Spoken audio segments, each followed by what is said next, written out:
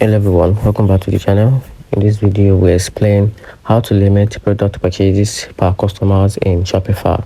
So Shopify by itself doesn't have a built-in settings to limit how many units of a product a customer can buy, but you can easily do by using a Shopify app that controls purchase limit. To get started, you do go to the Shopify app store and search for app like order limit or order limit per limit file or order logic. So this app lets you set rules like a minimum one per customers or limit to 5 items per order on the specific product collections or even by customers tag.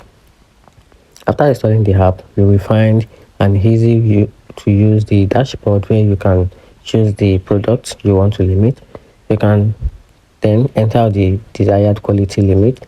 For example, set a rules that only one unit of a limited edition it can be purchased per customers. Some apps also allow you to enforce this limit per order, per customer's lifestyle, or even per checkout section. This app handles the enforcement at checkpoint, meaning customers won't be able to add more than allowed quantities to their cart. So if they try, they will get a friendly message telling them the limit has been reached. This prevents overselling exclusive items, handle bulk purchases abuse, and keep your store fair for all